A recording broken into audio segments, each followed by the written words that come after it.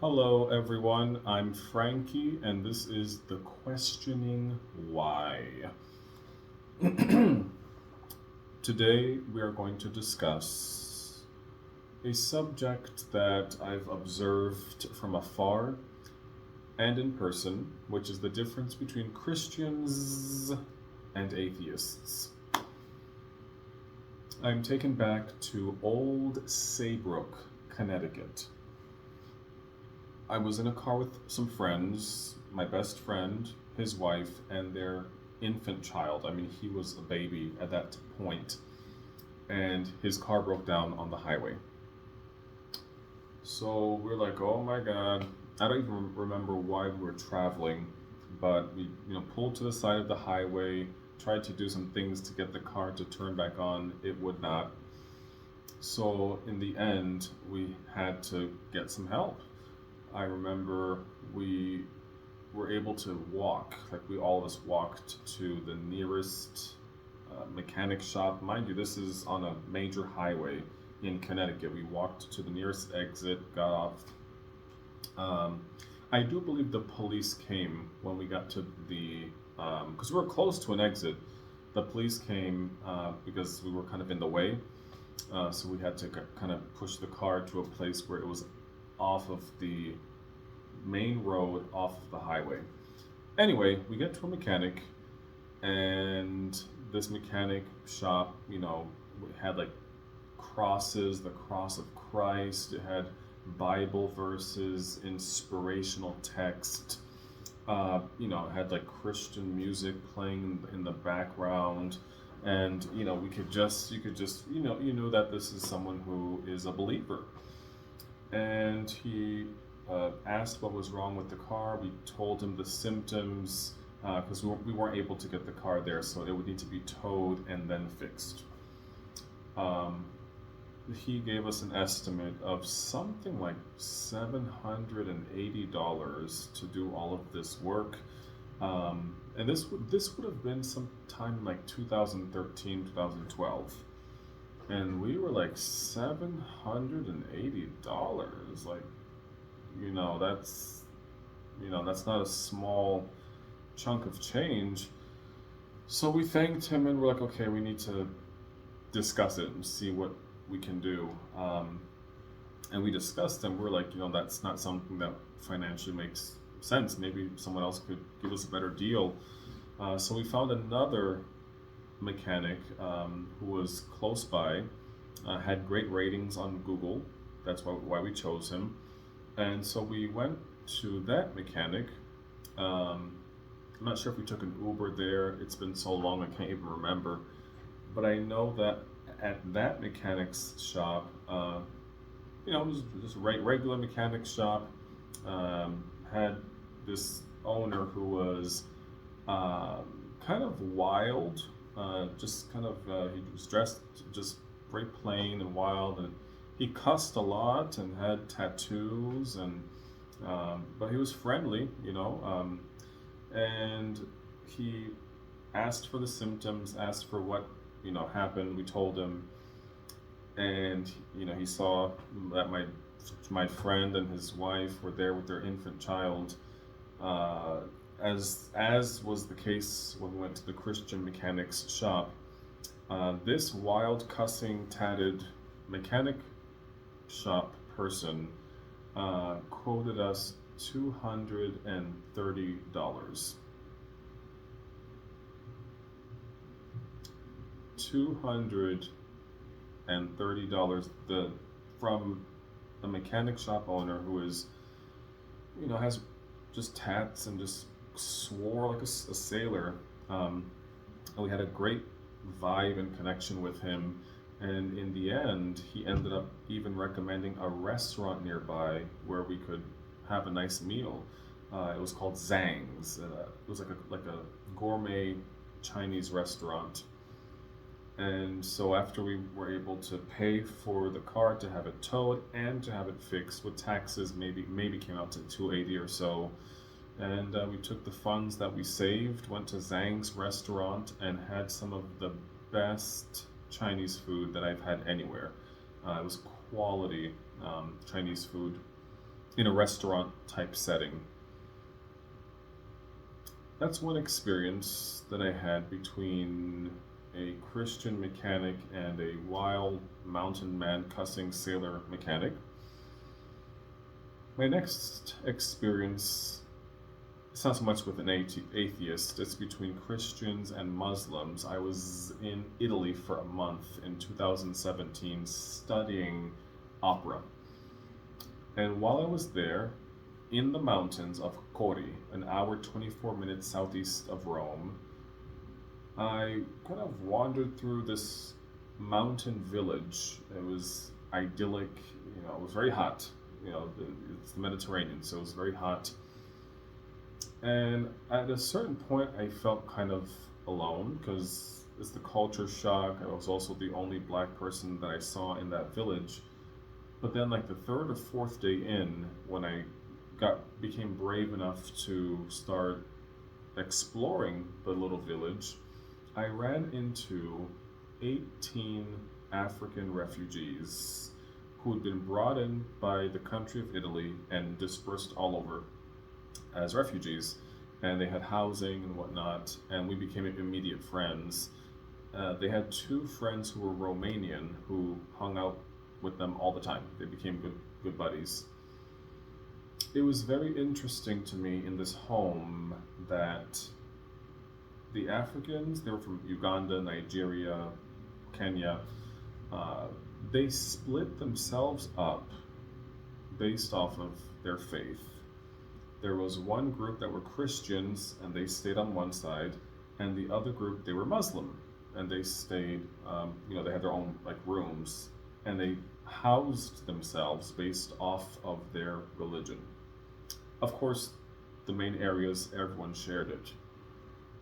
As I spent time with them, there was one particular guy who caught my attention. He was a funny guy, very very personable and outgoing, very funny. Loved to drink. He was Muslim, and I liked hanging around him because he just had a positive outlook on life. The other Muslim brethren looked down on him and spoke to him very firmly because of their belief systems around drinking alcohol. The Christian brethren they partied often and went out with different women and drank as well with that one Muslim brother. And they were nice as well, but they would get into these fights with each other and get loud, and would end up not speaking for some time. The Muslim brethren overall, besides the one who liked to drink, spent their time in prayer. We would hang out together, go on walks, discuss philosophy and life. They did not eat pork, and I mentioned that I don't eat it either, even though I'm not Muslim. And I just found myself drawn to them. They had this peace about them, and they didn't lift their voices when they argued or if they had a disagreement with each other. And so that was my experience in Italy between Christians and Muslims. I think I've traveled enough to know that life is not black and white. It's not that simple. I think as humans we want it to be simple. We want to be able to label and categorize and box people in. The reality is that there's more gray territory than anything else in this life. There's more ambiguity. There's always nuance and subtlety that takes time. It takes time to uncover. Are atheists bad people? Are Christians good people? I think that as I've traveled and gotten to know people, I don't know. There's someone who's atheist who I play D&D with in a group with, there are 6 of us total, and this person DMs the D&D. D&D is Dungeons and Dragons, for those who don't know. It's a role-playing game, which I enjoy playing in person. And this person who's atheist, who runs the group, made me a cake for my birthday. I grew up in the church. I grew up a Christian.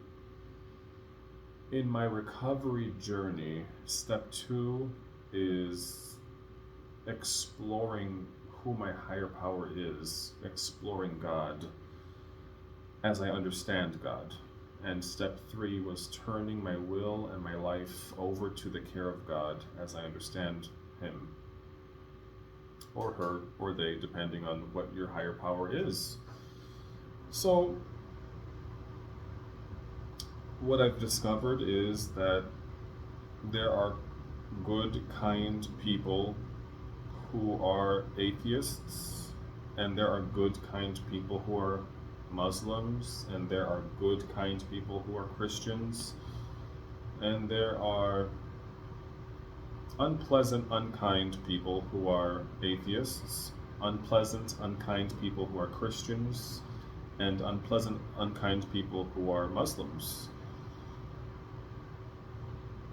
I think in the end, it's not even a matter of saying, well, I'm going to connect only with people who look like me or who believe like me, because I've been treated very badly by people who look like me, who are African, who are Latino, who are homophobic. And on the other hand, have been treated very nicely by white people who are not homophobic, who don't look like me, but have extended grace and allowed me to simply be myself. I can't help but think of my sister when she first gave birth to my niece, who I think is going to be 7 this year. But when she gave birth to her, she insisted no formula. That's her life, that's her choice. She told the nurses no formula. When she initially gave birth, she couldn't produce milk. And so she was part of a group of women who would give milk to each other, mothers who were still producing milk, who would give it to strangers. The nurse in the hospital went ahead and gave my niece formula. And when she told my sister completely lost it, because she'd specifically told her not to. And that's a different conversation about Black women in hospital spaces and the way that they are treated, the infant mortality rate statistically being higher for Black women in hospitals in America. So my sister lost it, said, I told you not to. And she went in that Facebook group and told them that, she wasn't producing. She wanted to give her baby, my niece, milk, not formula. And a white woman who worked in that hospital, who was part of that group, rushed over and gave my sister bunches of pouches of her milk. A white woman.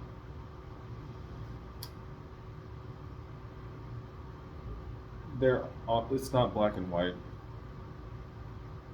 There's so much more gray than I think the mainstream can ever begin to comprehend or appreciate. When in The Lion King 2 they say we are one, you and I, we are like the earth and sky. The earth and sky don't look alike. They don't even have the same qualities. They don't do the same things. You can't grow vegetables out of the sky. but you need the water that comes from the sky to be able to grow the vegetables. In like manner, Christians, Muslims, Jewish people, the Palestinians, black people, white people, Latino, I think happiness comes from understanding that we are a different part of each other, that we are one. Those are my thoughts on this subject. If you like the video, please like, share, and subscribe. And I'd love to hear your thoughts in the comments. Make a great day.